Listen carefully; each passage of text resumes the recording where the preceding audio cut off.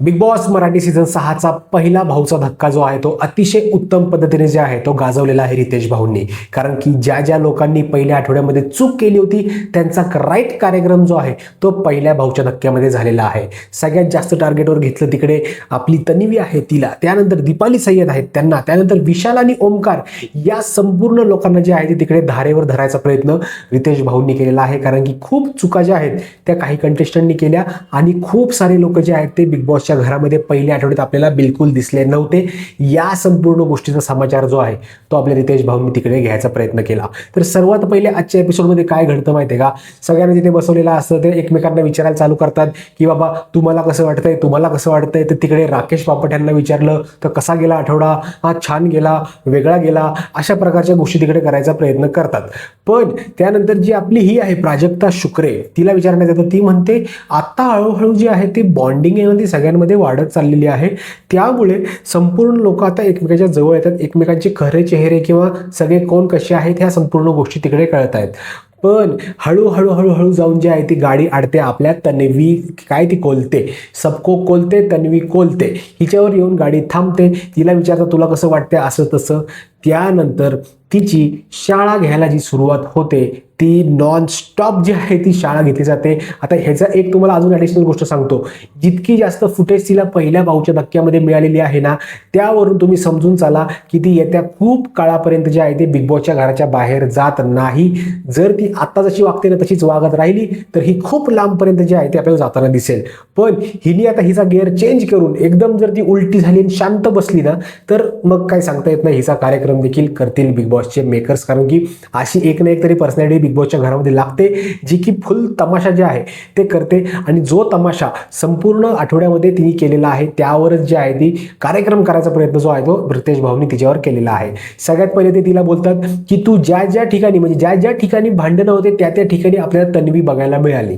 आणि तन्वीला ते हे देखील बोलतात की तू बाबा काय भांडणांचं काय एक सिरियल करायला किंवा भांडणांमध्ये करिअर करायला इकडे घरामध्ये आलेली आहेस का, अशा तशा गोष्टी ज्या आहेत ते करायचा प्रयत्न करतात. त्यानंतर ज्या पद्धतीने ती सागर कारंड्यासोबत बोलली होती तन्वी त्या गोष्टीवरून देखील तिची शाळा जी आहे ती घ्यायचा प्रयत्न केला. तिकडे स्पष्टपैकी ते बोलले रितेश भाऊ की बाबा तन्वी तुला शांत चित्ताने तुझा राग ॲटिट्यूड जो आहे या संपूर्ण गोष्टी ज्या आहेत इगो बिगो या सगळ्या गोष्टी साईडला ठेवाव्या लागतील. शांत चित्ताने जे आहे ते तुला गेम जो आहे तो खेळावा लागेल. तू जे काय बोलशील त्या प्रत्येक तुझ्या टोनवर या संपूर्ण गोष्टी डिपेंड असणार आहेत. तू ज्या टोनमध्ये बोलशील, तू एकदम मोठं भांडण कर पण तुझा टोन वेगळा ठेव. त्या टोनवरून संपूर्ण गेम जो आहे तो चेंज होत असतो. आणि ॲक्च्युअलमध्ये रिअल फॅक्ट हीच आहे की ज्या पद्धतीने आपण ज्या टोनमध्ये बोलतो ना त्याच टोननुसार समोरच्याला समजत असतं की कुठल्या वेमध्ये बोलतोय, पॉझिटिव्ह वेमध्ये बोलतोय की निगेटिव्ह वेमध्ये बोलतोय.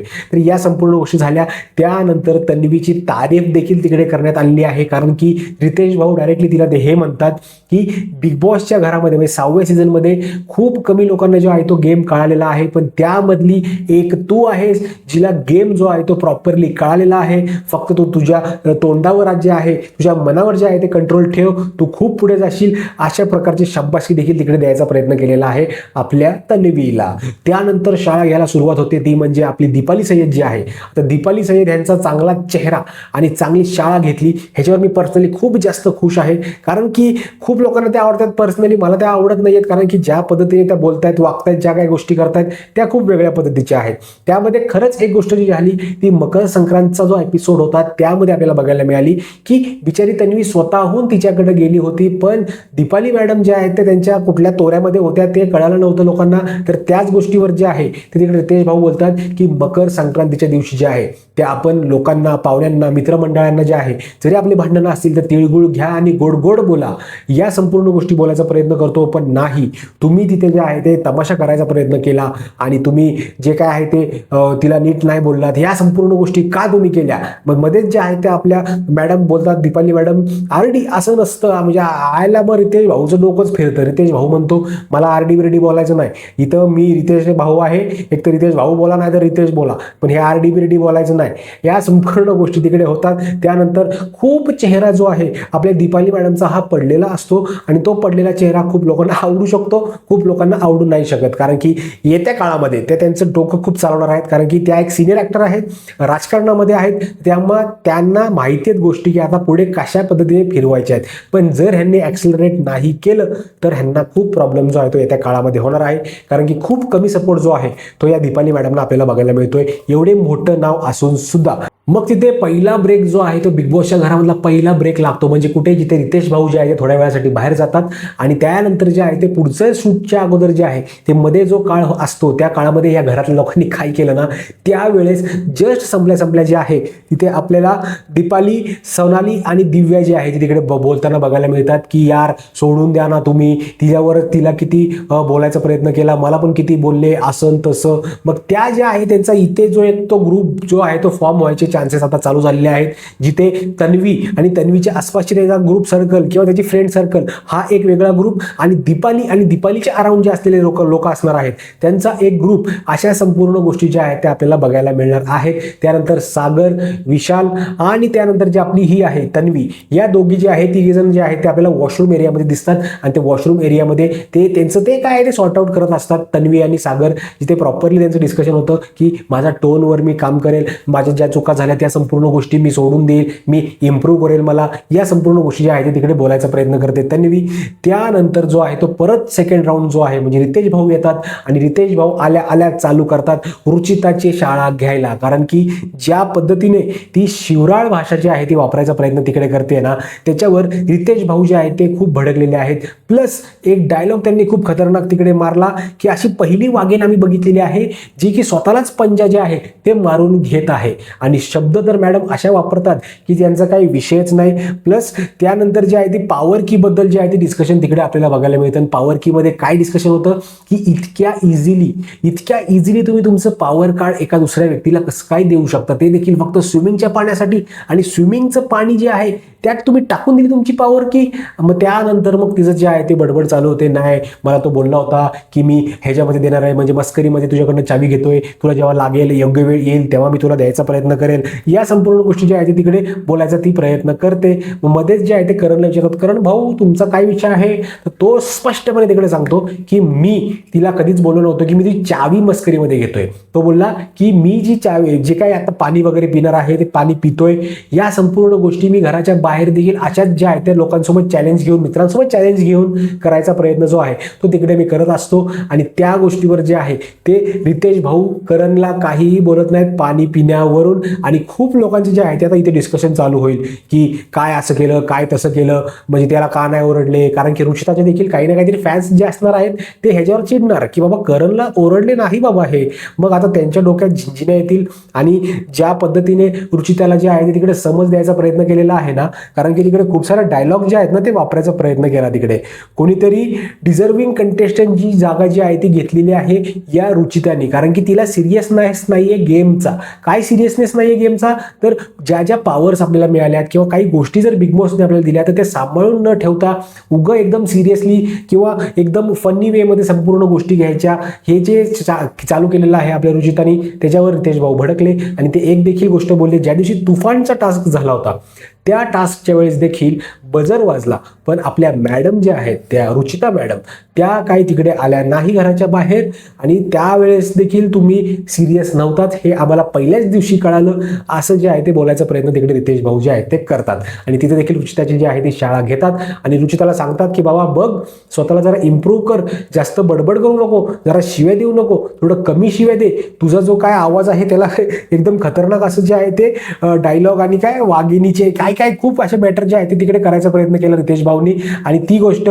खूप खतरनाक जी आहे ती बघायला मिळाली. रुचिताचं जे आहे ते डोकं आता इथून पुढे ओपन होईल का नाही माहित नाही, कारण की ती जी आहे ती खूप छोटी आहे एका कारणाने, कारण की ती फक्त 20 किंवा 21 वर्षाची असेल, आणि त्यामध्येच तिला जे आहे ते आता थोड्या मोठ्या गोष्टी ज्या आहेत त्या समजत नाही आहेत, आणि तिचा एक गेम जो आहे ना तो येत्या काळात आपल्याला दिसेल, कारण की तिला खूप कमी वोट जे आहेत ते या आठवड्यात आपल्याला मिळताना बघितलेले आहेत आपण. तर त्यानंतर डिस्कशन होतं करणबद्दल, तर करण जे आहे ते ती बोलते की करणला मी फॉलो करायचे, मग बाहेरनच फॉलो करायचे, मग आतमध्ये आल्यानंतर मी त्याच्यासोबत जे आहे ते बॉन्डिंग व्हायला लागली, आमची फ्रेंडशिप व्हायला लागली, मग त्या फ्रेंडशिपमुळे जे आहे आहे ते मी त्याच्यावर विश्वास ठेवला आणि तो विश्वास ठेवल्यामुळे जे आहे ती की त्याला मी दिली. या संपूर्ण मॅटरमध्ये जे आहे ते सगळा विषय जो आहे तो सॉर्ट आउट होतो. पण रुचिताचं जे आहे ते डोकं फिरलेलं आहे आणि ते मॅटर जे आहे ते येणाऱ्या काळामध्ये जास्तीत जास्त वाढणार आहे. रुचिता आणि करण जे आहे ते एकमेकांसमोर आपल्याला खूप वेळा येताना दिसणार आहेत. कशा पद्धतीने? भांडण तंट्यामध्ये. कारण की करण जो आहे तो त्याने तिकडे एक चान्स घेतला. तो म्हणला की म्हणजे ब्रेक जेव्हा होतो त्या टायमाला ब्रेक झाल्यानंतर तो बोलला की रुचिताला मी एकदा बोलवून बघतो, ती जर आली तर आपण सॉर्ट आउट वगैरे करायचा प्रयत्न तिकडे करूया. पण रुचिताला त्यांनी बोलवल्यानंतर रुचिता बिलकुल तिकडे आली नाही आणि हाच एक हिंट आहे की येत्या काळामध्ये जे आहे ते रुचिता आणि करण जे आहे यांच्यामध्ये मोठ्या मोठ्या फाईट्स ज्या आहेत त्या आपल्याला बघायला मिळणार आहेत आणि त्याचं कारण स्पष्ट झालेलं आहे आजच्या एपिसोडमध्ये. त्यानंतर बोलणं होतं ते होतं ओमकार आणि विशाल यांच्या भांडणांवरती. कारण की तिकडे खूप मोठा एक स्टेटमेंट द्यायचा प्रयत्न करतात रितेश भाऊ. ते असं की तुम्हाला फक्त जे काय आहे एक ॲज इन्स्पिरेशन तुम्ही इन्स्पायर कराल लोकांना किंवा यूथ लोकांना आणि तुम्ही त्यांचे रोल मॉडेल होताल अशा पद्धतीची गोष्ट आम्हाला पहिल्यांदा जेव्हा तुम्ही स्टेजवर होतात तेव्हा वाटलं होतं. पण तुम्हाला तुमच्या संपूर्ण ज्या बॉडीचा आहे आणि कुठल्या ज्या गोष्टीचा आहे तुमच्या फिजिक्सचा तो खूप जास्त माज आहे आणि तुम्हाला तो माज दाखवायला जे आहे ते खूप आवडतं. आणि तिकडे रितेश भाऊ स्पष्टपणे एक बोलतात की तुम्हाला जर मारामारी वगैरे जर करायचा असेल तर या घरामध्ये त्या गोष्टीला जागा नाहीये. त्यामध्ये एक खतरनाक डायलॉग जो आहे तो मारायचा प्रयत्न तिकडे भाऊ करतात. घर आहे, रस्त्यावर जर नाका नाहीये, इथे फक्त चालणार भाऊची भाऊगिरी. आणि त्यावरूनच समजून जा की येत्या काळात रितेश भाऊचा जो स्वॅग असणार आहे तो अतिशय उत्तम असणार आहे. आणि ज्या पद्धतीने जे आहे ते रितेश भाऊनी आजचं संपूर्ण गोष्टी टॅकल केल्यात ना त्या अतिशय उत्तम ज्या आहेत त्या आपल्याला बघायला मिळाल्या होत्या.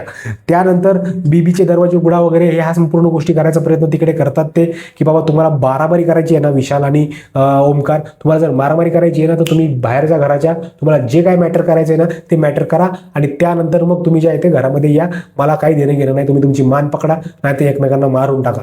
या प्रकारच्या गोष्टी तिकडे घडायचा प्रयत्न होतो. त्यानंतर विशालला एक गोष्ट जाणून बुजून बोलायचा प्रयत्न तिकडे करतात. कारण की ज्या पद्धतीने प्रभूला त्यांनी उचललं होतं सर्वात पहिले मानेला धरून त्यानंतर आपल्या ज्या खांद्याला पकडून ती गोष्ट पर्सनली मला देखील आवडली नव्हती. मी त्याच्यावर व्हिडिओ देखील बनवली होती की ही एक हिंसा झाल्यासारखंच आहे. कारण की ज्या पद्धतीने तो एक बिचारा प्रभू जो आहे तो एकदम वीक आहे, तिथे त्याचं कुठंच काही नाहीये. जर हातपाय मोडला असता तर कोणी त्याच्यावर काय केलं असतं. पण ठीक आहे, त्याच्यावर त्याला ओरडायचा प्रयत्न केला की बाबा तू शांत बस, बीबीची PhD नाही आहे तुझी. म्हणजे त्याला सांगितलं की बाबा तू पहिले बीबी काय ते बिग बॉस करून आलेला आहेस, असं वाटलं होतं तुम्हाला गेम कळत असेल पण तुम्हाला वाटत असेल तुमची PhD झाली आहे, पण तसं काही नाही. तुम्ही कुठं आहात, तुम्ही आत्ताशी बिग बॉसच्या बालवाडीमध्ये आहात अशा दिसतायत असं ते बोलायचा प्रयत्न तिकडे करतात. त्यानंतर डिस्कशन होतं ओमकारवर. तिकडे त्याला सांगतात की फक्त त्या भांडणात म्हणजे जो टास्क झाला होता कॅप्टन्सीचा त्या टास्कमध्येच फक्त तू दिसलास, त्या व्यतिरिक्त तू बिग बॉसच्या घरामध्ये कुठेही जे आहे ते दिसला नाहीस. आणि त्या ठिकाणी जे आहे ते खूप लोकांना जिकडे सांगायचा प्रयत्न केला की बाबा तुमचा गेम जो आहे तो इम्प्रूव्ह करा, नाहीतर येणाऱ्या काळात तुमचा प्रॉपर कार्यक्रम जो आहे तो प्रेक्षक करणार आहेत. कारण की हे बिग बॉस मराठी आहे, इथे कुठलीही अनफेअर आणि या गोष्टी आपण करत नाहीत. संपूर्ण फेअर प्ले जो आहे तो आपण करत असतो. अशी कमिटमेंट इकडे द्यायचा प्रयत्न जे आहे ते रितेश भाऊंनी केलेला आहे. विशाल आणि तन्वीचं तर काहीतरी वेगळंच चाललेलं आहे बिग बॉसच्या घरामध्ये. कारण तन्वीला जे आहे ते तन्वी आहे अटेन्शन सीकर. कारण की ज्या टायमाला बिग बॉसचा जो ब्रेक होतो रितेश भाऊ गायब होतात, त्यानंतर हे लोक गप्पा मारायला चालू करतात किंवा डिस्कशन करतात काही ना काही, तेव्हा एकदम फालतू एक गोष्ट आपल्याला बघायला मिळाली. ती म्हणजे तन्वी जाते विशालकडे, तिला मस्त असं पकडते कमरेला धरून आणि म्हणते माझी तारीफ करणं, माझी तारीफ करणं, माझी तारीफ करणं. अरे काय म्हणजे मला एक गोष्ट खरंच समजत नाहीये, या तन्वीला नेमकं काय करायला, ती घरामध्ये काय स्प्लिट्सविला खेळायला आली आहे की काय लव्ह स्टोरी करायला आली आहे का सगळ्यांकडून चान्स मारून घ्यायला आलेली आहे, कुठल्या प्रकारच्या गोष्टी करायला तन्वी घरामध्ये गेलेली आहे. ही गोष्ट मला पर्सनली बिलकुल आवडलेली नाहीये. तिला फक्त अटेन्शन पाहिजे.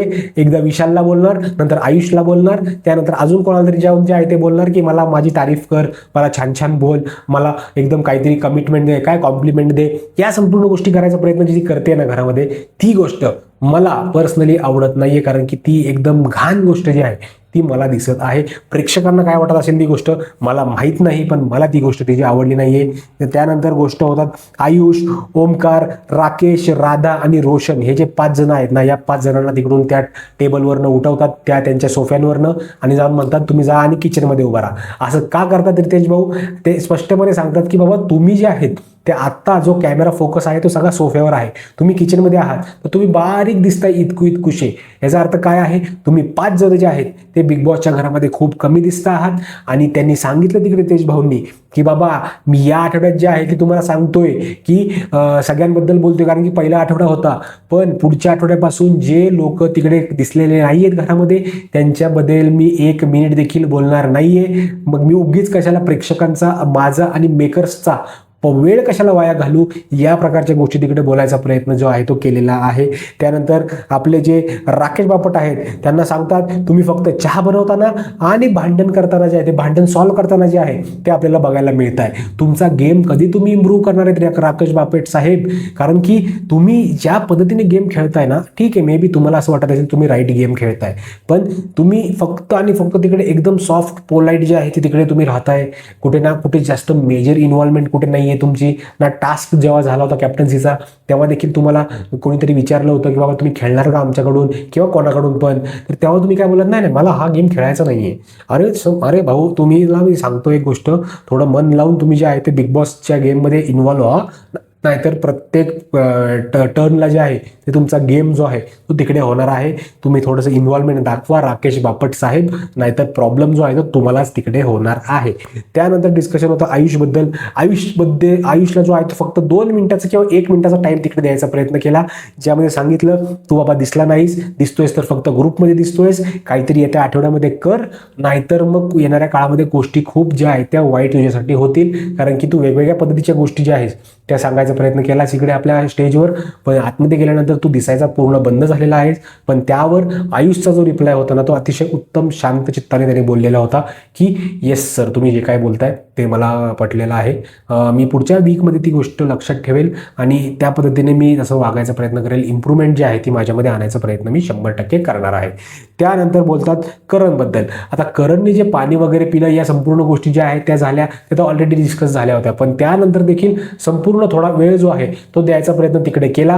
रितेश भाऊंनी जे आहे त्या आपल्या करणला सांगितलं की तुझा ओव्हर कॉन्फिडन्स जो आहे तो एवढा ठेवू नको तुझ्या फॉलोअर्सवर, कारण की तू जे बजर वगैरे नाही दाबलंस ते अतिशय चुकीची गोष्ट जी आहे ती तिकडे आपल्याला बघायला मिळाली. कारण की तुम्ही जर एवढं काय म्हणतात त्याला ओव्हर कॉन्फिडंटली जर तुम्ही खेळायचा प्रयत्न तिकडे करत असाल तर कधी तुमचा गेम होईल, कारण की तुम्हाला एकट्यालाच फॉन फॉलोईंग वोट करणारे असं नाहीये, तुमच्यासोबत अजून देखील सदस्य असणार आहेत. कोणाचा पारा जर एखाद्या दिवशी वर वाढला तर तो जिंकेल, तुम्ही आउट व्हाल. त्यामुळे इथून पुढे लक्षात ठेवा की नॉमिनेशन्सच्या वेळेस किंवा कुठल्याही टास्कमध्ये जे आहे ते 100% देऊन खेळायचा प्रयत्न करा आणि जास्त ओव्हर कॉन्फिडंट जे आहे ते होऊ नका. पर्सनली मला असं वाटतं तिकडे थोडंसं स्मार्ट प्ले करायचा प्रयत्न जो आहे तो तिकडे आपला हा जो आहे करण तो करायचा प्रयत्न करतोय, पण त्याला ते जमत नाहीयेत गोष्टी. काही ऑलमोस्ट 70-80% जो आहे तो गेम छान खेळतोय, पण कुठे कुठे असं वाटतं की त्याला थोडा जास्त कॉन्फिडन्स आहे त्याच्या फॉलोअर्सवर किंवा मग संपूर्ण आसपास त्याच्या बाहेरच्या दुनियेवर त्याला खूप जास्त विश्वास आहे, असं प्रथमदर्शी आपल्याला बघायला मिळालेलं आहे. त्यानंतर डिस्कशन होता सागर कारंडेबद्दल. त्याला बोललं जातं की बाबा तुम्ही एकदम संपूर्ण हाऊसफुल करून टाकलेलं आहे, एकदम बाहेर सागर कारंडेचं नावं चालू आहे, तुम्ही ज्या पद्धतीने उत्तर दिले, ज्या पद्धतीने आरेला कार्य करायचा प्रयत्न केला, या संपूर्ण गोष्टी ज्या आहेत त्या महाराष्ट्रातल्या पब्लिकला जे आहे ते खूप जास्त आवडलेलं आहे. आणि ही गोष्ट जी आहे ती स्पष्टपणे सांगितलेली आहे रितेश भाऊंनी आपले जे आहेत सागर कारंडे यांना. आणि त्यानंतर मग त्यांचं जे रडू आवरणं ना त्यांना, म्हणजे विचार करा एवढ्या खतरनाक पद्धतीने ते रडलेले आहेत ना, अतिशय उत्तम. मला तर ते पर्सनली खूप वाटलं की म्हणजे त्यांना असं वाटलं होतं की पहिल्या आठवड्यामध्येच ते घराच्या बाहेर जातील, पण तसं काही झालेलं नाहीये. मग त्या गोष्टीवर सोनाली जी आहे ती तिकडे रडायला लागते. एपिसोड संपताना या संपूर्ण गोष्टी घडलेल्या आहेत बरं का शेवटी पार. मग त्या टायमाला नंतर अनुश्रीबद्दल देखील बोलतात की बाबा तुम्हाला चावी किंवा काय होतं त्याला धक्का द्यावा लागतो, त्या धक्का दिल्यानंतरच तुम्ही जे आहेत ते तिकडे तुम्ही ऍक्टिव्ह होत असतात. आणि ती गोष्ट ऍक्च्युली खरी आहे, कारण की पहिल्या दिवशी जी आहे ती तिकडे आपल्याला बघायला मिळाली ती अनुश्री, ज्यामध्ये ते तुफानचा टास्क होता त्या टायमाला ती एकटी जी आहे ती तिच्या स्टँडवर होती की मला बाबा हे तुफान नाही घ्यायचंय, पण त्यावेळेस तुम्ही दिसलात. त्यानंतर डायरेक्टली नॉमिनेट ज्या दिवशी झालात त्या दिवशीच रात्री तुम्ही आम्हाला बघायला मिळालात, जेव्हा तुम्ही सांगत होतात की बाबा ह्यांनी आम्हाला नॉमिनेट केलेलं आहे आणि हे नॉमिनेट करून झोपलेले आहेत आणि आम्ही इथं टेन्शनमध्ये मरायला लागलो की आम्ही नॉमिनेशनमध्ये गेलेलो आहोत. याच वेळी दिसायचा प्रयत्न तिकडे झाला. मग ते रितेश भाऊ बोलतात की बिग बॉस मी तुम्हाला एक गोष्ट सांगतो की या ज्या अनुश्री आहेत यांना तुम्ही संपूर्ण सीझनसाठी जे आहे ते नॉमिनेट करून टाका, म्हणजे जे आहे ते कंटिन्युअसली ॲक्टिव्ह जे आहेत ते आपल्याला बघायला मिळतील. आणि त्यानंतर रोशनबद्दल देखील बोलायचा प्रयत्न होतो. रोशनला तिकडे फक्त एक ओळ बोलतात की बाबा तुम्हाला काहीतरी स्वतःला काहीतरी केलं पाहिजे तुम्ही, नाहीतर येणारा काळ खूप अवघड आहे. आणि बिग बॉसच्या घरामधून कोण बाहेर गेलेला आहे ना, ह्याच्यावर देखील आपली लवकरच व्हिडिओ येणार आहे. कारण की खूप इंटरेस्टिंग गोष्टी ज्या आहेत त्या आजच्या एपिसोडमध्ये आपल्याला बघायला मिळाल्या, ज्यामध्ये सगळ्यांना झापलेलं देखील आहे. आणि त्यानंतर खूप लोकांचा जो आहे तो कार्यक्रम केला आहे, खूप लोकांना शाबासकी द्यायचा प्रयत्न केलेला आहे.